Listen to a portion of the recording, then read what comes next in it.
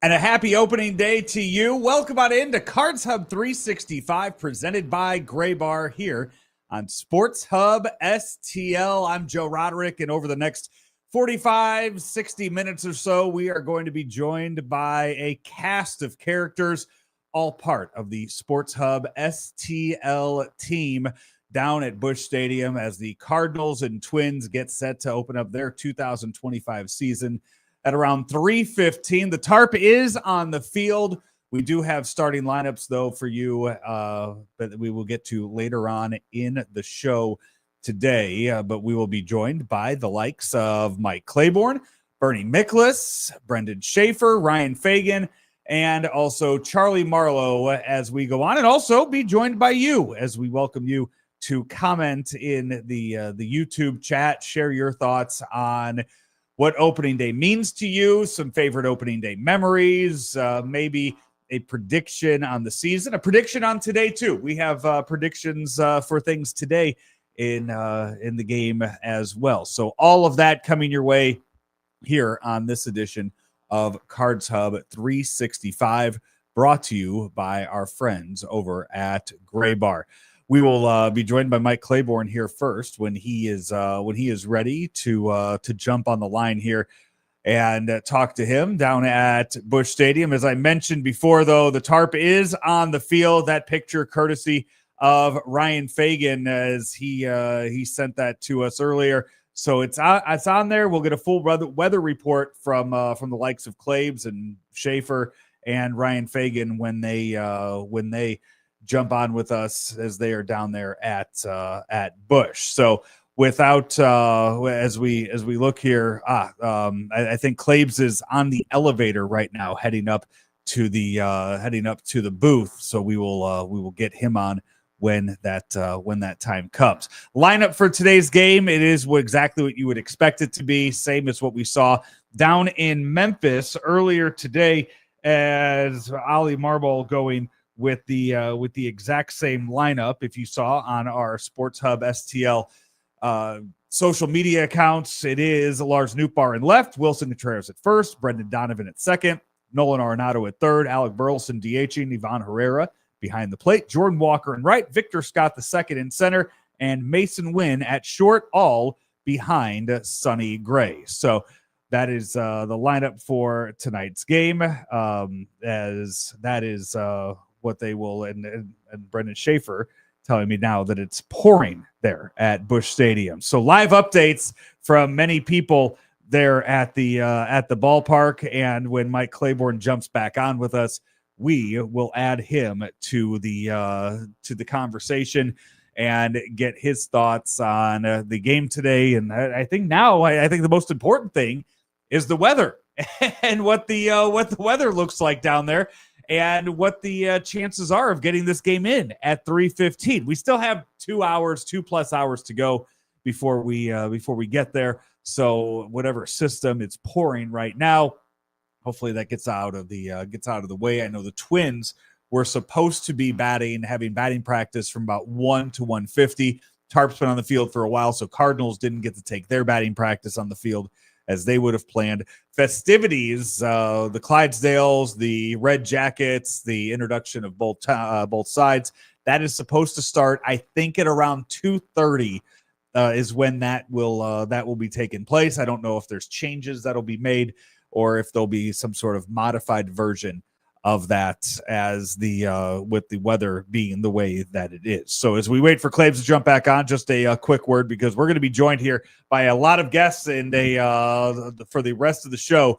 So while we have the time to do so, we will let you know that we are brought to you by our friends over at Gray Bar. If you're still suffering from supply chain issues and they're disrupting your operations, have no fear, because Gray Bar has you covered.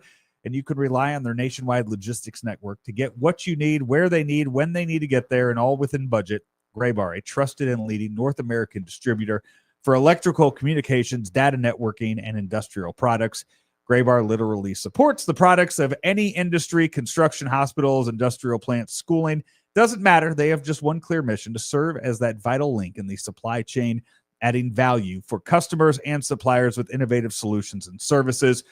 So what you need to do is visit graybar.com to start an order today and fix those supply chain issues with Graybar, your distributor for electrical and data comm needs. Graybar, your daily sponsor here of Cards Hub 365. Waiting now to get Mike Claiborne on there. And if Rock, if you could send him another invite, he is requested. He'll jump on with us when that is when he gets that and be able to join us here. I see him right there now. Hey, what's up? Well, it looks like you found a dry place to be, as Brenden Schaeffer said. It just started pouring down there at Busch Stadium. Yeah, it did, and they say it's going to be on and off for most of the afternoon. I don't think there's a possibility of us canceling it. I think we're just trying to play through it. By the way, this game is officially sold out. They're going to have more than 47,000 people here, standing room only. So for all the naysayers that were thinking that they weren't going to sell out, you can put that one in your hat and you know what to do with it. There you go. Mike Claiborne reporting that the game is officially a sellout for the St. Louis Cardinals. I think at some point, Claibs, what I need for about the 5 minutes that we have you on is for you to give your phone to somebody else and we get a full look at the outfit that you're wearing today, top to bottom, because I see that red jacket, and I don't know if I've seen that jacket before. No, you have. You know, we try to mix and match pretty well. So this is a bespoke that I designed with a nice Pat Riley collared blue shirt, paisley tie, blue pants, and some nice Kohan shoes. With, if you can see, my baseball socks. Nice. So I got bats and balls on the socks. So I'm ready. I'm ready to go. Joe Pott there today. Have you been able to show your socks off to him? I know he's a big sock guy. Oh, really? I did not know that.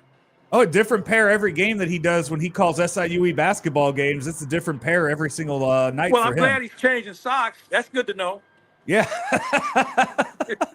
So, Claims, what's the vibe? I mean, you mentioned the sellout, so we know the crowd's going to be there today. What's the vibe around the locker room, the organization? What's the vibe been like down there at Busch? It's a great question you asked, Joe, because these guys it's a lively clubhouse.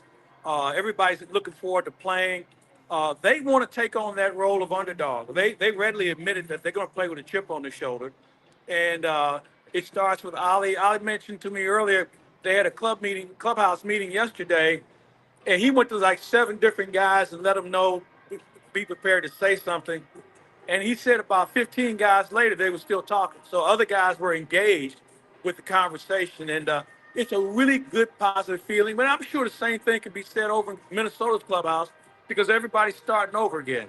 But I think with the Cardinals wanting to prove themselves and prove this is the reason why they didn't go out in the offseason and spend a lot of money. They want to give these guys a chance, and we'll see where it goes.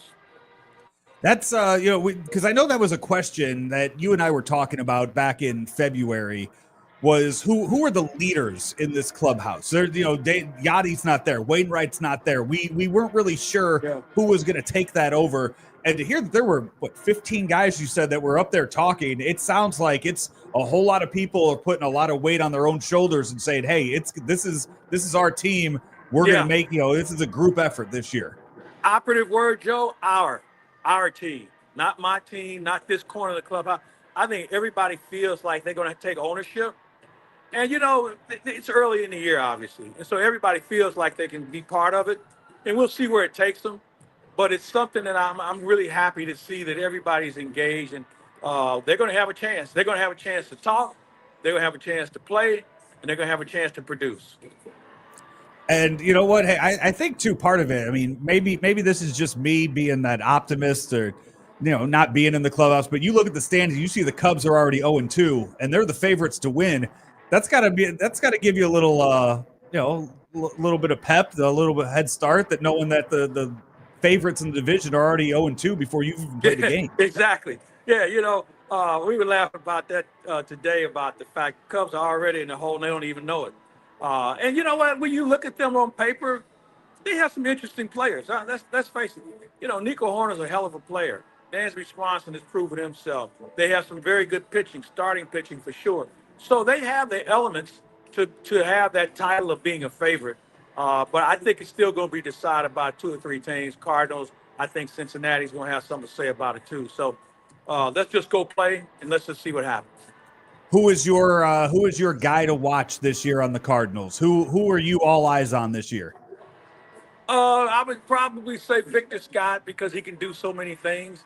But I'll tell you, if you come to the games, watch Wilson Contreras. I think Wilson Contreras is on the verge of having a monster year. He stays healthy. He gets you 135 games in. Be careful of the numbers he puts up. And I'm also going to keep an eye on Nolan Arenado. You know, there's a reason why he wasn't traded in the offseason because teams A didn't want to spend $74 million over the next 3 years. And B teams are wondering, does he still have it? And I think he's out to prove that, yes, he still has it, and we'll see. All right, Claibs, we'll have a great broadcast today on KMOX. We'll be listening while we're driving around, and we look forward to seeing you the next time here on Sports Hub STL. You got it. Happy opening day.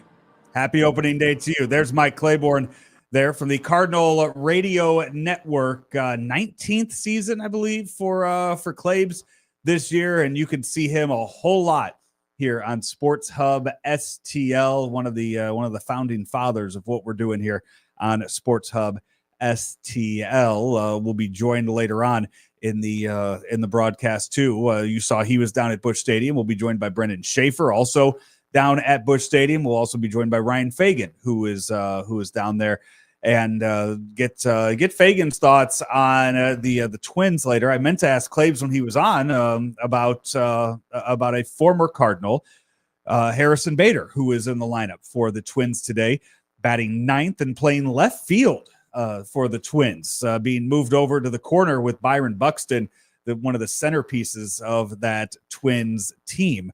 So you have Byron Buxton in center, Harrison Bader there in left field for the Twins, with Matt Wallner in right field. A little more on Matt Wallner here in a second. I'll talk about him in a bit, but we move on to our next guest here, next contributor, next co-host of Cards Hub 365 today, presented by Graybar. We had Bernie and we lost him, but Bernie Miklasz will be rejoining us in just a second. While we wait for him, quickly, that Twins lineup, I mentioned Matt Wallner, he's in right field leading off, Carlos Correa at short, Byron Buxton in center, Trevor Larnach in DHing, Ryan Jeffers behind the plate, Ty France at first, Willie Castro at second, Jose Miranda at third, and Harrison Bader in left. Pablo Lopez making the start today for the Minnesota Twins in their season opener. And there's Bernie. Once again, you can see all of Bernie's videos every single day and read his articles every day as well, right here on Sports Hub STL, the new home for Bernie Miklasz. And Bernie, happy opening day to you.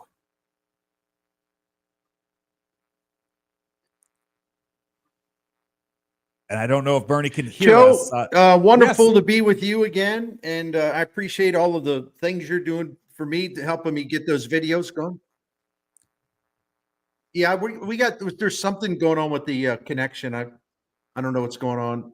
I'm getting terrible echoes. It just keeps coming back at me. That's what it sounds like. What to do here, but we can try to muddle through it. Through a lot of different places. So we'll take you off and we'll have you try to reconnect with us here in a second. As I know he was Bernie all over the place today doing his shows. So while Bernie tries to jump back on and reconnect with us here in just a few minutes, we went over, as we said, the Twins lineup as we wait for Bernie. Again, all of his columns are up every single day at sportshubstl.com. You go up there in the little right-hand corner is the Bernie hub of Sports Hub STL. You can see his daily work there, and you can see his videos. And let's try again with Bernie. Is that better, Bernie? No, not really. It's I've tried to just, not that anybody wants to hear this stuff, but I've muted the site. I've unmuted the site. I don't know what's happened. It's still, my own words are coming back in my headphones. So not a good, but we can try. Let's try. Well, Bernie, I just, I wanted to have you on. I know you talked this morning on your YouTube show that's up now on Sports Hub STL. How many opening days did you cover down there at Busch Stadium for the Cardinals? Oh gosh, a lot. I mean, I would say everyone from 1990 up through 2015 or so, and then I left the track that year, and so I've only been down there sporadically as far as opening day since then. I kind of watched it at home and all the festivities with my wife and sometimes some other people, and sort of turn it into our own little get together. So, but opening day in St. Louis, there's nothing like it. There's nothing like it at Yankee Stadium, or I say, Yankee Stadium doesn't equal it. Dodger Stadium doesn't equal it. Wrigley doesn't equal it. And I've been to opening days at all those places and more. I think Boston does a great job. I'd probably put Boston second, but I think Cardinals stand alone as far as having the best opening day in terms of the festivity, the carnival aspect of it all, the street parties, everyone in a great mood, the sea of red. I mean, it just has everything. This sounds really corny. It's one of those makes you happy to be alive days. It's all just so vibrant and colorful. And regardless, again, of what happens 162 games from now, that first game, it's a matter of hope. You don't know what's going to happen over the next 6 months, and everybody's 0-0 today, or as we were talking with Claibs, except the Cubs who are 0-2 today. But everybody still has a chance on opening day. Yeah, it's really interesting because the situation, the NL Central, I think, is still pretty much wide open. Although I got to be honest with you, I think, gosh, I've been just looking at these rosters in the Central, and I think the Cubs are better than maybe what the forecasts say, and probably even in St. Louis. I mean, with the rivalry, I think there's a tendency, not to want to give a tendency not to want to say the Cubs are really good or whatever. And I don't know if they're really good, but like, for example, they're better than an 82 win team. And I think they're the most complete team in the division. And what people are sleeping on with them is they were really bad last year in their bullpen when they had a tie game through 7 innings, when they had a 1-run lead, after 7 innings, late leads in the 8th inning, tie games in the 8th inning. They had a really bad record, and their bullpen wasn't reliable. And that's why, and the only reason the Cardinals and the Cubs finished tied with 83 wins last season is because the Cardinals had a great bullpen and the Cubs had a pretty mediocre at best bullpen. And it just shows you how important bullpens are. And the Cubs, they really did a lot to try to remedy to that. They brought in all kinds of relievers over the winter. Now, the thing of it is, other than maybe Ryan Presley, we're not talking about guys that are big names. So it's kind of like, oh, okay, whatever. They signed some relievers, but their bullpen depth this year is a lot more upgraded from what it was last year, and that should make them better. So my point isn't to turn this into a Cubs pep rally. But I'm just saying, I think, I think they're better than maybe what we think they are here on the ground in St. Louis. That said, it's not a powerhouse team. And that said, it's also, you look at Milwaukee and they have the devil magic thing that the Cardinals have had in the past, not now, where it's, you look at them and every year they lose people and you're saying, well, there's just no way they can do it again. And they always find a way. They have the best front office in the division. It's not even close.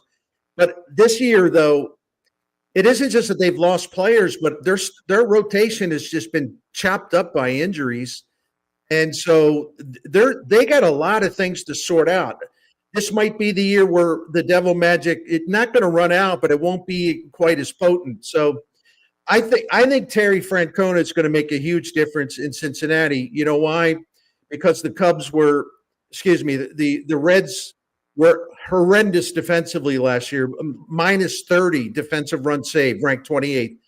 And they also got thrown out on the bases more than any team in baseball. And they got thrown out at home plate and third base like 40 times. and Terry Francona took over. It's a big upgrade from David Bell to Terry Francona. David Bell's a really wonderful guy, but he's not a good manager, and he never could get that team under control or clean it up. So the reporters down in Arizona where the Cincinnati trains, they that the opening day news conference in spring training, they asked Terry Francona, so what are y'all going to be working on this spring? And he said, well, the number one thing is defense. Number two thing is defense. The number three thing is defense. Number four thing is base running. The number five thing is base running. Number six thing is base running. Number seven thing is defense. Number eight thing is so listen, that team last year with a bullpen that was a little beat up and with some real bad injuries and with an awful defense and really stupid base running, they won 77 games. Mm-hmm. So isn't it common sense to assume Terry Francona, him and Bruce Bochy, the best managers in baseball, for a long time, basically since TLR retired? Doesn't it stand to imagine or figure that with Francona coming in there, and he will definitely clean it up because he's as smart as it gets, and he puts a big emphasis on fundamentals. Anyway, to make a leap from 77 wins to maybe the mid 80s.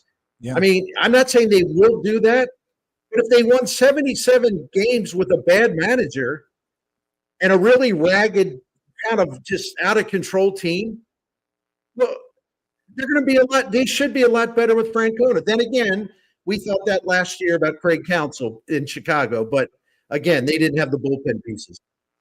I'm glad you brought up the Reds too, because I saw this. Claibs just told us that the game today is officially a sellout down at Busch Stadium, and I saw the ticket prices. This, according to TickPick yesterday, that the get-in price for the Reds opening day. You mentioned all the other opening day and all the other lineage of opening days around baseball. The Reds still had the highest ticket to get in today, higher than the Dodgers opening day ticket, which surprised me. Yeah, the average ticket price for the Cincinnati Reds, who are hosting the Giants today, was $189 for the ticket price for today. Dodgers at $138.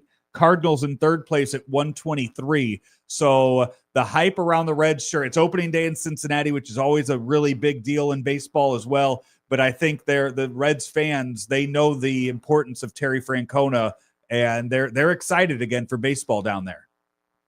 Yeah, you're right. And you mentioned Cincinnati, Cincinnati really does have a great opening day tradition because it's such an old franchise. And I believe that the Reds actually get credit for having the first formal big deal made over opening day. I mean, they have a downtown parade. I mean, they just go bananas. And I was definitely at one opening day in Cincinnati. I thought it was pretty special. But the Reds are a dangerous team. And you know what's sad in terms of the way things are working in baseball? Just staying in the NL Central for a while. None of the teams in the NL Central have spent much money this offseason. We know that locally, of course. The Cubs spent money, but relative to what they're capable of spending and should be spending, they weren't exactly aggressive. They were with signing some relievers, as I mentioned, who were not big names, but can really help them improve the depth. But the Cubs, the Ricketts family could just blow the division away if they really wanted to get behind it, right? Anyway, the situation with the Pirates to me is sad because you have Paul Skeens, and they got 5 more years of him before he become a free agent. And it's a situation where if Jared Jones can come back he's got an elbow inflammation, you never know how that's going to go. They got some other good pitching parts. The bullpen's okay. They brought in, they still have brought in Chapman and Bednar bounced back. But they have no offense. They did nothing. With all due respect to my friend Tommy Pham, when he's your biggest offseason addition offensively at age 38 or whatever he is, and I love the guy, but that's not the point. This guy Bob Nutting, does he ever?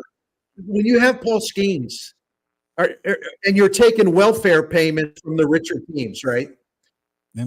Don't you have, and I'm going to get really high and mighty here, don't you have a moral obligation to try to win. When you have a gift like Paul Skeens, keep him and build around him. Absolutely. That's a generational talent that comes through, and you have to do everything. I mean, you have to try hard to screw that up. It seems at this early in his career. Yep. Yeah. Well, Bernie, appreciate you taking the time to jump on with us. Look forward to your show again tomorrow. And for those that haven't seen it, it's available on our YouTube page right now. And your article is up on in the Bernie Hub at sportshubstl.com. Thank you very much, and talk to you tomorrow morning. You got it, Joe. Appreciate you, man. Take care. Absolutely. There's Bernie Miklasz. Happy opening day to him as well. And we will be joined in just a moment now by Brenden Schaeffer, Ryan Fagan. They are down at Busch Stadium with the tarp on the field. I've seen a few different people that have messaged in the YouTube chat asking about if there's a rain delay. The game's not scheduled to start until 3:15.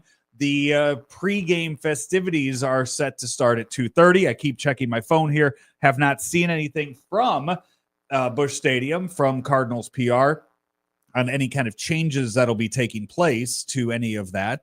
But as of right now, everything is still set. If you were with us at the beginning of the show, Mike Claiborne mentioned that it will be that everything right now, as far as the game is concerned, is set to go off as scheduled. There have not been any talks of postponing the game today and moving it to Friday. So you will have that right now as everything is scheduled as it is right now. So that is the expected plan. 3:15 start time. Sonny Gray will be on the mound throwing a baseball for the St. Louis Cardinals. That's a good question. The split between Herrera and Pages, 100%. It's going to be. I mean, Herrera is going to start more. Again, this is as long as everybody's healthy. Herrera, I would imagine, is going to start 90 plus games behind home plate for the Cardinals this year. The question is how many more he gets as a DH, being that right-handed DH. When you look at when you're facing a lefty, do they go with Pages behind the plate to then get Contreras at first and Herrera in that DH role? Very interested to see how the Cardinals are going to go about utilizing or maximizing that bats for Ivan Herrera, who I know there was somebody this morning at the in the Randy Carricker show featuring Brooke Grimsley. I know there was somebody that predicted the possibility of Ivan Herrera winning the Silver Slugger Award in the National League. He's got some competition there, one of them being the brother of Ivan Herrera's first baseman, Willem Contreras up there in Milwaukee. Is definitely a guy to watch when it comes to that Silver Slugger Award for catching.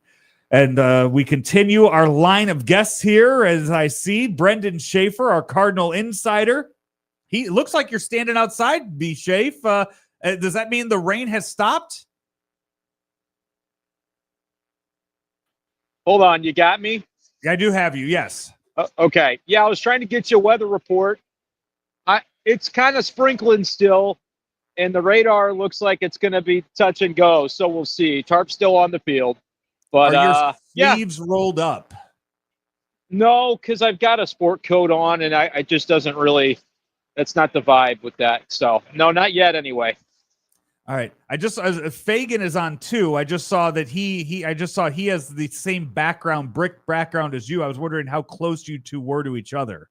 Probably 15 feet. We're just trying to find a quiet enough place to have a chat with you guys about the Cardinals and see if we get this opening day game in, which I think we ultimately will do. But the festivities could be a little bit on a delay. Don't be shocked if that happens. Yeah, that's Claves was on with us as a start, and he said as of right now, no plans to shouldn't see any delays in the actual gameplay today. So 3:15 still looks like it's going to be good to go. You were earlier today. You were a part of the media scrum with John Mozeliak, who is in his final season as the president of baseball operations for the Cardinals. How was Mo today? You know, he was good. He explained some more on some of those key roster decisions like Victor Scott, Matthew Liberatore, both making the roster and the roles that they're in. And really, it's a story of both guys kind of forcing the issue and earning it, Joe. It was interesting to hear Mo say regarding Vic that maybe even 7 days ago, he wouldn't have predicted that Victor would be on this team. But all the way through to the end of the spring training season, he did everything that he needed to do to catch the Cardinals' attention.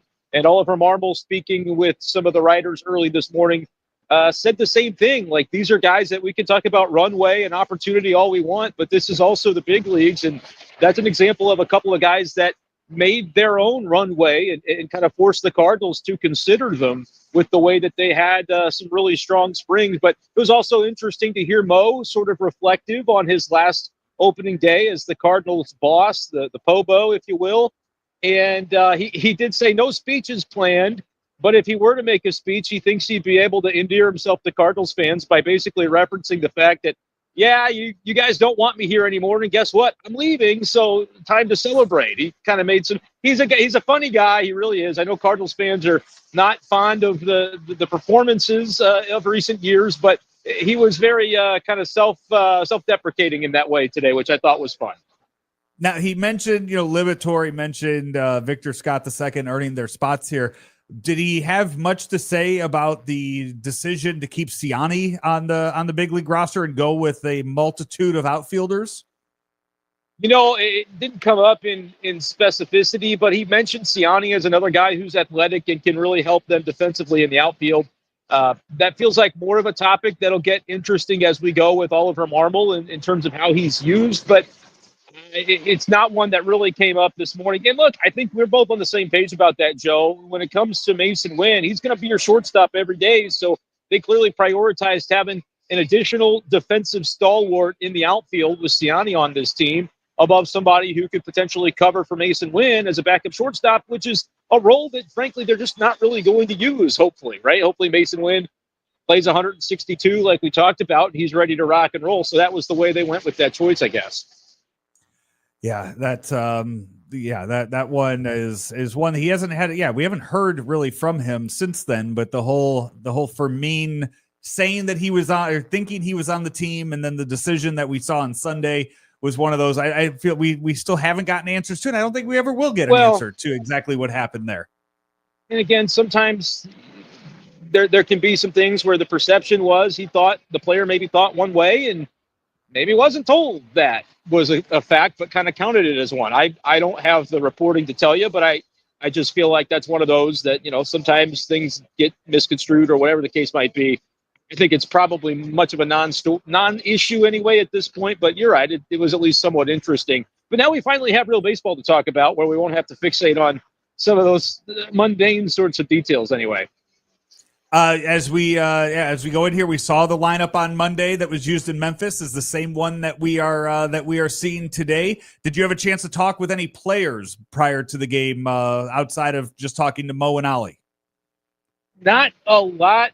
We did have a little scrum with Phil Maton, who talked about growing up, and coming to Busch Stadium and in a family in an area that was Cards versus Cubs. His family leaned Cards, so he kind of had that background, and a little bit with Luke and Baker, just about the notion of actually being here on opening day, which is something that, hasn't been the case in the past. But he's going to draw on the experiences, Joe, that he had being part of this Cardinals roster at times the past couple of years to now enter into the role he's in. And he said, I'm going to be ready to do pretty much whatever they ask me to do. And the last couple of years have built up Luke and Baker, I think, to be able to fill that role, which is, for the most part, going to be coming off the bench. I know we asked for everybody's hottest take. It hasn't the article hasn't posted yet, but Brenden, all this talk of the roster construction, the lineup construction, your hot take for the season is? My hot take is kind of twofold, because the first part of it, this time of year, everybody wants to make a bold prediction, and sometimes it's really not all that bold. I think yours, by the way, rather bold when it comes to Nolan Gorman. That qualifies. Me telling people that the all-star season you've all been waiting to see from Lars Nootbaar, you're finally going to get it. I believe that's possible. That's going to be my bold take. But if it's not bold enough, I think there's a realm in which Lars Nootbaar advances at the plate to the extent that he will walk more times than he strikes out in 2025, which I think only Juan Soto did that last year in Major League Baseball. So that's about on the high end of bold, but Newpar did it during spring, 14 walks to 12 strikeouts. He doesn't strike out a ton, and the plate discipline looks good right now. So I'm going to go out on a limb and say that's part of my proclamation as well. There have been some that have mentioned Lars Nootbaar's name in the same breath as a Juan Soto and a Shohei Ohtani. So you're maybe not the I'm first... telling you they're right. Yeah, who knows? Well, Brenden, enjoy opening day. What number opening day is this for you? Is this number 10 for you, right? I don't know if it's quite 10, but it might be 2016. I think they kicked me out during the COVID year because they didn't have enough press box space, but I was on the outside. I still came downtown for that one. It might be 10 covering the Cardinals since 2016. Probably 9, though, because I wasn't at opening day that year, but I'm going to say 9, I think, years coming down here. So next year will be 10. Did you ever go as a kid? Did you ever get to go as a kid then? Oh, yeah. I couldn't tell you how many times. I mean, my dad, when we were younger, we always were coming to games and had season tickets. I remember one year I had a game myself to play, and Jason Isringhausen was the closer at the time, and it was toward that era where sometimes it would get a little interesting in the 9th inning with Izzy. And we're like, Izzy, we don't play around with this one. I don't want to miss the first inning of my own game. But he got the save and got us out of there. That's what I remember from being a kid and coming to opening day. So, yeah, probably more than 10 in total. I just couldn't tell you how many I went to as a kid. All right, Brenden, we'll enjoy it. We look forward to your reporting from down there. And we'll look for your tweets and your next article up on sportshubstl.com. Yeah, looking forward to it, and I'll try to fix the weather. I'm not a miracle worker, but I'll try. Please do. There's Brenden Schaeffer, our Cardinal insider, there on Sports Hub STL. You can see him throughout the season on Cards Hub 365, and which will start later on this afternoon, our Cardinal post-game coverage. Cards Hub post-game after every single game. So Cards Hub 365 will be 365 days a year. The Cards Hub post-game will be at 162 times a year as the season goes on. And now we head probably right around the corner from where Brenden Schaeffer was. Maybe we'll see Brenden Schaeffer walk behind the live shot of Ryan Fagan, who is also down at Busch Stadium. Ryan, hello, how are you? I'm doing well. I think at one point Brenden went that way and I went that way. So I think he's probably on the other side of the stadium. But yeah, it's a challenge to try to find a little spot here that you won't get drenched, and it's kind of relatively quiet. So I think we both had the same idea though. Ryan, I know you've made a career out of writing down at Busch Stadium, but usually covering the other's team, usually going to the other clubhouse and covering the team on the other side. Have you made your way over to the Twins side of Busch Stadium at all today? Yeah, my natural inclination was just kind of head over there. I did not go into the clubhouse today. I kind of, if I'm not specifically working on a story, I don't want to be in the way. You know how that is. So, but I did. My natural inclination is to go over onto the visiting side of the field right before it started raining. So, it's a good perspective. You can see the yards well from there. You can kind of see everything. So, yeah, I mean, it's good. I'm standing here looking actually out at where patios and Kilroys are, and I tell you what, the line of people waiting to get in to find a parking spot is just as long as ever, as it ever is. So I'm not sure, looking at the parking lot, where they're going to go, but yeah, we'll see. This Twins lineup, Ryan, is an we went over it earlier. Old friend Harrison Bader in the lineup for the Twins, but playing left field, where he's not, not accustomed to being one of those corner outfield positions. So it really does talk to just how talented a guy like Byron Buxton is in the middle of that order for the Twins, playing center field and batting third. That he's going to move someone like Harrison Bader out to the corners. Yeah, we talk about every time I feel like we talked about Mike Trout the last couple of years. We say we just want Mike Trout to stay healthy, right? In that same breath is Byron Buxton. If Byron Buxton can stay healthy for 150 games, he has the potential to win an MVP. I mean, he could put up insane numbers, and he is one of the most raw, talented players in the game. And we've seen little flashes of it, but we've never seen it. We haven't really seen it for a whole year, and certainly not in quite a while. I think, that's the kind of talent that he has. And, the Twins have talked about in the past moving him out of that center field spot to reduce some of the wear and tear on his body. And we'll see whether he's there. the entire year. Because when you have a guy like Bader that can maybe take a little bit of that, of that wear and tear off of him, you'll see Buxton in the DH spot from time to time this year. But yeah, I mean, he's a guy that's just is ridiculous. So I would love to see him. He's kind of like the Eric Davis type, where he can hit home runs, he can have stolen bases, he can jump over the wall and rob home runs, he makes diving catches. The problem is just like Eric Davis, he doesn't shy away from doing any of those things, and his body can't always hold up. The AL, the Twins in town, AL Central is one of the, last year they got a lot of wins because they played a lot of games against the White Sox, and you could say maybe stack their record because of that, but still 82-80. It was an extremely disappointing season for the Twins last year when the three teams above them all made the postseason.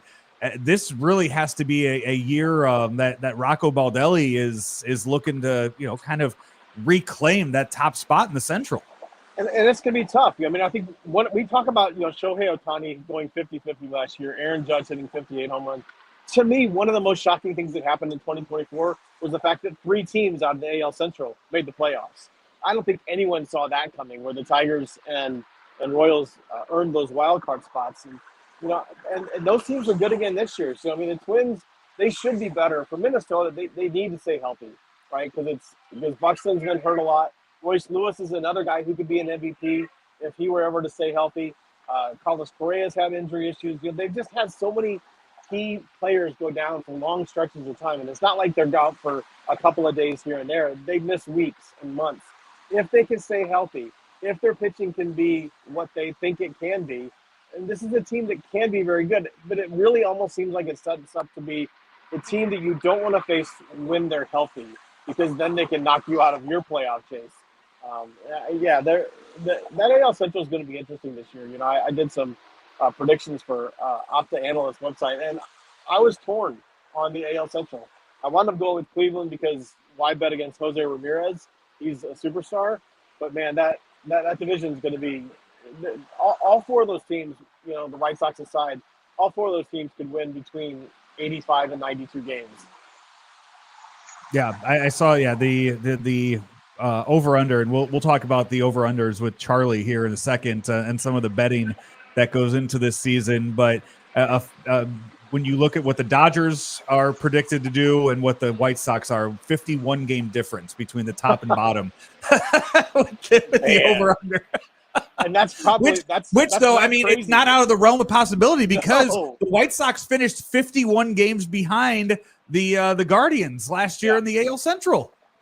Yeah, and it's going to be rough. The Chris Getz, the White Sox GM, was quoted in a story the other day saying, "We will win more games this year than we did last year," and it just made me laugh because, you'd better. You won 51 times last year. But yeah, I mean, that's rough. Cardinals fans can talk about how rough this season could potentially be, but it ain't nothing like what's happening on the south side of Chicago. Jeez. Ryan, we appreciate it. Hopefully you're somewhere where it's dangerous. What's the weather? I need up to the minute weather report. So Brenden gave me his. I need what's up to the minute weather report down there at Busch. It has started raining more since we started talking. I was out here earlier, and now I'm here because I'm literally hanging under an overhang that's about 2 feet wide. So I'm having to squeeze against the wall because it started raining a little bit more right now.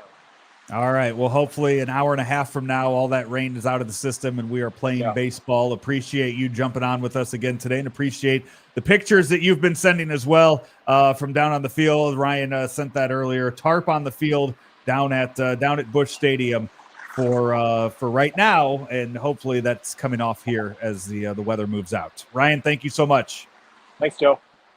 That's Ryan Fagan. You could see him every Friday, not tomorrow though, but usually every Friday on Cards Hub 365 here on Sports Hub STL as we continue to move along on our pregame edition, our opening day edition of Cards Hub 365.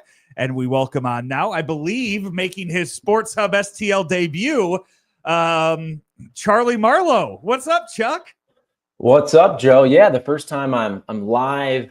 I've done some videos, but the first time I'm live with you guys, which is fantastic.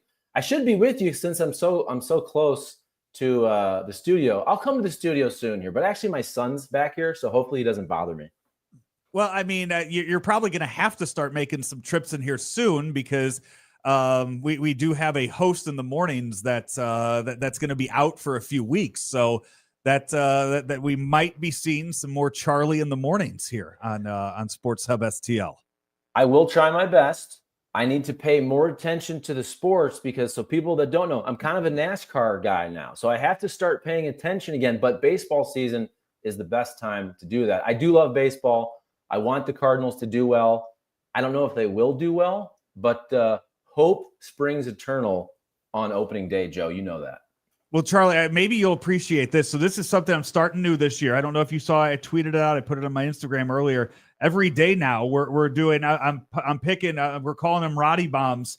I'm doing just a three player parlay of guys in baseball that I think can homer on certain days. And look at that. If all three of those guys go yard on opening day today, a $1 parlay would be good for $207.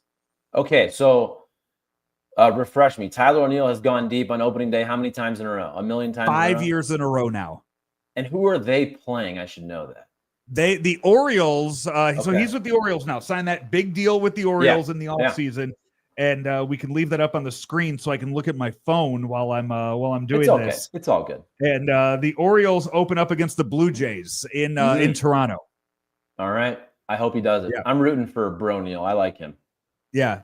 Josh Bell. So the Nationals playing the Phillies today, Charlie, going up against Zach Wheeler. Josh Bell has homered 4 times in his career off of Zach Wheeler. Okay, so here's another thing. I started playing fantasy baseball again this year because when I play fantasy baseball, I pay so much more attention. I did see that Josh Bell is actually available on waivers in my league, but I do have 2 Phillies. I have is it Baum or Bohm, Alec? I have him also, and I have Real Muto. So hopefully the Phillies do some damage as well. But I like Josh Bell. Yeah, he's a good dude.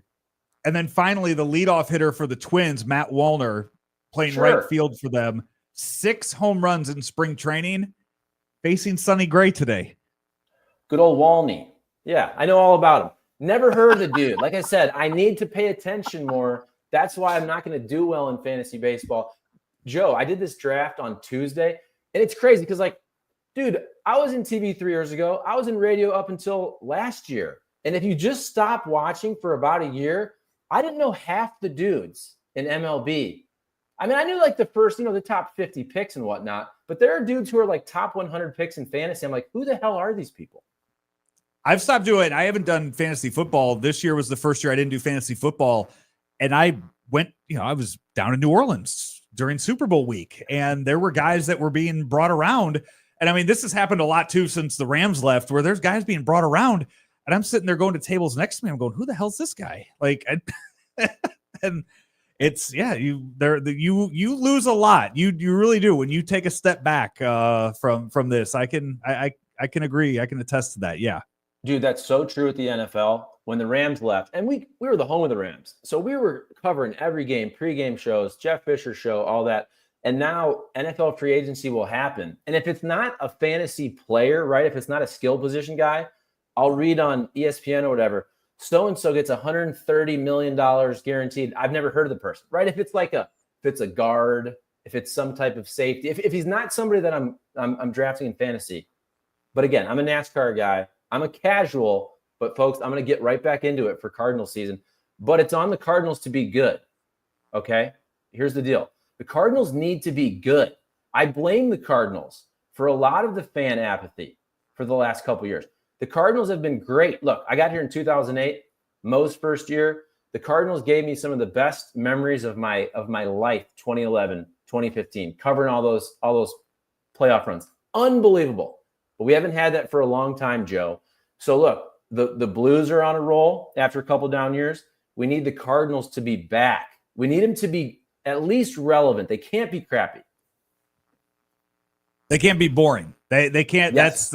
That's the issue. It's boring that you can't have. But when you have guys like Victor Scott II and Mason Wynn in your lineup, those are two guys that are instant excitement. If they get, Fun. if they're hitting, if they get on, those are two guys that you can get behind and start to have a lot of fun watching. Yeah, that's some 80s. It's some Whitey ball. Look, I said this last year and I was wrong. I like the Cardinals' young position players. I don't know what the hell is going to happen with the pitching staff. I don't even want to guess on that. Honestly, they could be okay. They could be terrible. They might be a little better. I mean, look, you got some guys in some contract years. You never know. But when I look at this lineup, when you see Nootbaar, Contreras, Donovan, Arenado, Burleson, Herrera, Walker, Scott, Wynn, I mean, who don't you like? I understand that there's question marks for a lot of those dudes. A lot of them, they either have to stay healthy for a full season, they have to prove it for a full season if you're Walker or whoever. I didn't even mention Gorman, but like on paper, that's a pretty exciting lineup. I don't know what they're going to do. I was arguing with Brad Straubinger the other day because he sent me an article that said the Cardinals offense was supposed to be like 27th in baseball. I don't know what metric that was, but like, I don't think they're going to be that bad. If they end up middle of the pack or top half of baseball, I think that wouldn't surprise me. Like on paper, I like their lineup. Yeah, you could go around and you can look at other lineups throughout baseball and, sure, you and I might not be locked in to what some of these other organizations are doing, but you look at some of those names and you kind of look at it and you go, okay, who are these guys? Like, are these AAA players? Are these guys that should be playing there? And we've heard so much about Mason Wynn and Jordan Walker here in St. Louis. Mason Wynn, though, top 5 shortstop in the National League last year. And in a position in the National League where there is some serious star power in the National League right now too. And Mason Wynn's batting 9th for you. And he's a guy that is arguably the face of the franchise right now if Nolan Arenado gets moved.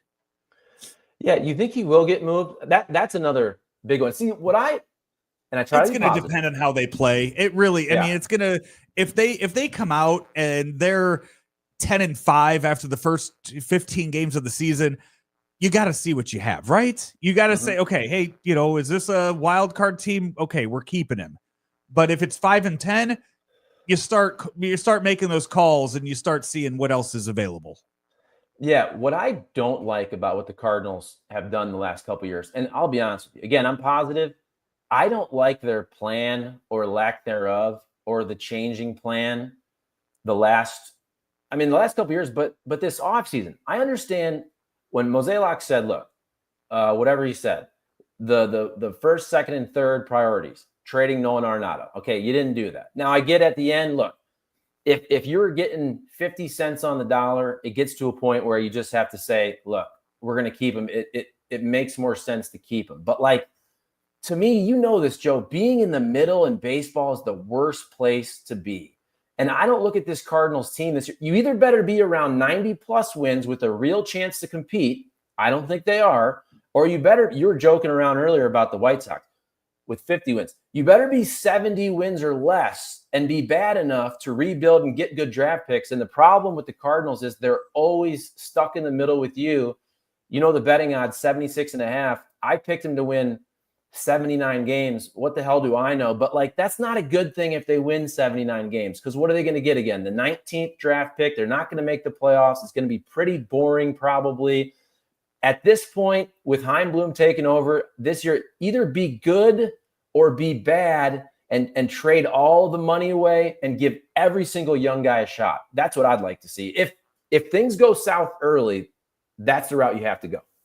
And yeah, they have plenty of those young guys in the system right now that we've been hearing those names, and we heard them all spring. So the fan base, I think, is ready to see what some of those guys can do, like a J.J. Weatherholt, a Tink Hence, a Quinn Matthews, Michael McGreevy, who is a lot closer than any of those other 3 names. So the fans are ready. They're chomping at the bit to see some of those young guys. But again, if this team can hit and this team can play like what we're hoping for, then it's a different story this season. I believe it's 76.5 wins is what, if you look at DraftKings, what they have the Cardinals over under at. Charlie, what are you hitting on that?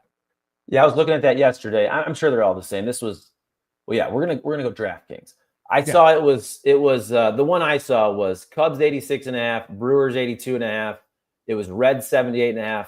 And just anytime you see the Cardinals with the Pirates, all due respect, I mean, the Pirates have to be good at some point. We saw them, they were awesome in 2013, but anytime you see the Cardinals tied with the Pirates for anything, it does kind of just hit you in the face of where this franchise is. And again, I say that with respect because of where they usually are and have been.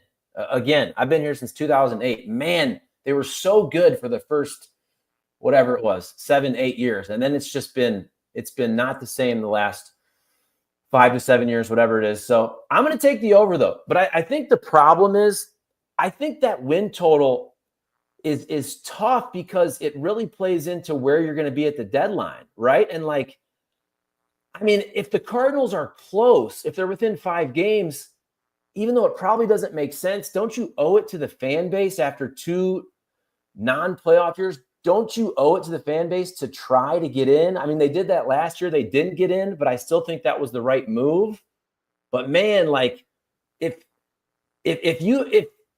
almost feel like it's better if the Cardinals are bad. You know what I'm saying? Like, I think it's better for 2026 if the Cardinals are bad this year. It's just, I think it's easier. I think it's just easier. Give Chaim Bloom just that clean slate. Well, I don't think they're going to be that good this year. Like, I hope they can get to 85 wins, but does anybody think they're going to win a World Series or get to an NLCS? Does anybody really think that? I don't. Again, I mean, we'll see how the pitching goes. That's what's going to that's what's going to carry things. I think in the early goings, it's the starting pitching. The bullpen's going to be fine. That bullpen is going to be really good. How far can your starters get you in a game? I think is the big question. Charlie, you could get 87 or more wins for the Cardinals. You could get that at a plus 370 right now. 87 or more wins. So if you can convince yourself that it's a 500 team and then talk yourself into 6 more wins, that's that. Yeah, I love the plus odds. I probably wouldn't do that, but if you're going 76.5 is the actual over under, I would take like the plus on 81.5 or something like that, right? Like that wouldn't surprise me. If the Cardinals end up with 80, I mean, they had 83 last year. If they ended up with 81, 2, 3, like I would take that bet with the plus money. 87, I think, is a little aggressive for me, but I like your gamble. And by the way, this is a compliment. When I saw you, you know who you remind me of? Like the look you have right now? The actor from Gladiator, right? The guy that runs the show for Maximus and all the Gladiators. The older I haven't dude, seen remember? I haven't seen the new Gladiators. I haven't seen the new one. No, the original, the one. This dude, the actor I'm talking about, died during the filming of the movie. Remember? And I remind you of that guy? No, I don't. Isn't his name Commodus? No, wait. Who was Joaquin Phoenix's character? Was he Commodus? You don't know what I'm talking about? He's the dude that runs the Gladiators. Everybody, somebody on the chat, you know, we got plenty of people watching, so hopefully somebody jumps in here and tells you who it is, or Rockio behind the scenes can tell you who it is. But I'm not sure. Ask me a question. I'm going to find a picture and show you in 1 second here. Go ahead. Just talk for like 30 seconds. I'm waiting to see somebody. I'm hoping somebody in the YouTube chat or somebody, because we're streaming this also on Twitter as well. So I'm hoping somebody out there has an answer to this, because I have no clue who you're talking about. You know what? This picture does not see. This is gonna come across now as an insult, and it's not supposed to be. That look. You know who that looks like? That looks like Luke Skywalker, Mark Hamill. That looks like modern day Mark Hamill. I feel like in the movie though, because your hair looks good right now, dude. This was meant to be a compliment, just so you know. Appreciate that. It's Oliver the lighting in the studio. You got to come by. You got to come by the studio and see the lighting that we have here at the at Sports Hub STL. Okay, hold on a second. I got a better one. Look, see now, he's very tan. What is the name? What's the person's name? Dude, his name's Oliver Reed. This dude died. This is a great story. He died during the filming of the movie. They had to do like CGI. He died drinking. People look up this story. It's crazy. Don't you think that looks like you? Look at him. He's way tanner than you. The phone went out. I see it now. I have Oliver Reed up on my computer here. I see it. That's a lot of gray hair, Chuck. I don't think I'm that gray yet, but it's more about I didn't remember him being the hair. Straight. Yeah. It was more about the hair and the goatee, which, dude, you look good. This was a compliment. Don't worry. I appreciate it. At this point, I mean, I'm going really for the people now, are saying that there's now Rocky also throwing up a thing too. That guy's like 60. Dude, I didn't think he looked this great, to be honest with you. I didn't remember him being this great. This was meant to be a compliment. So look up the picture I just showed is pretty good, dude. And if you read, if I could get at this length, if I could get the Bradley Cooper type hair, then I'll take that on most days. That's usually what I shoot for. I know this is supposed to be a sports show, but I'm pretty sure this dude. We're an hour into talking Cardinal pregame, and it's raining down at Busch Stadium. I think the people are going to appreciate whatever they get. Dude, this dude, folks that are watching, he died basically challenging sailors to a drinking match while filming Gladiator. I've read this story before. If you look it up, he drank this insane amount of alcohol and then basically died. Like, what a way to go out. Charlie, it's great to have you on. This is exactly what we needed for your first live hit on Sports Hub STL. 5 weeks into it, and we cannot wait to have the next round of it. Yes. People already asking for a podcast between the two of us on here. So, I'd love it for sure. No, I'm down to do a lot of stuff. I got to start watching all the sports though. Yeah, start watching the sports, and we'll talk plenty gambling when we have you on too, and get some NASCAR picks from you too, because I know the people want your NASCAR knowledge now that you are the NASCAR aficionado of St. Louis sports media, Chuck. I don't know about that, but you know what? I could probably do a 3-hour NASCAR show, but I don't know if I could do a 10-minute baseball show. But after today, and once I start getting into the fantasy baseball, I'll become an expert quick. Well, Charlie, appreciate you jumping on with us as well. And I'm going to take this. You see, I'm going to put this one up on the screen because I will 100% take this as a compliment any day of the week, saying that I look like Charlie Hunman from Sons of Anarchy. That's Jax Teller. That's Jax Teller, the main character of Sons of Anarchy. Okay, hold on. He's an older dude, right? No, he's not. I never saw the probably, show. Yeah. But 100% I'm taking this as a compliment. And if we had prizes to give away at this point, I would give them away to this commenter on the YouTube chat. This dude? Oh, he's a dreamboat. Oh, yeah. Yeah, he is. He's a younger version of Oliver Reed. How old are you? About 40? What are you, about 45? I turned 40 in about 10 days, Charlie. Oh, dang, you're younger than me. Okay, so I'm 42. Yeah. Oliver Reed is you in like 30 years. This is you right now. This dude here. Charlie. I'll take it. Take it. Absolutely. This show went way off the rails. We started off with Mike Claiborne and Bernie Miklasz to start this show, and we ended talking about Oliver Reed and Charlie Hunman. So went exactly as I planned when we sat down and we mapped the show out.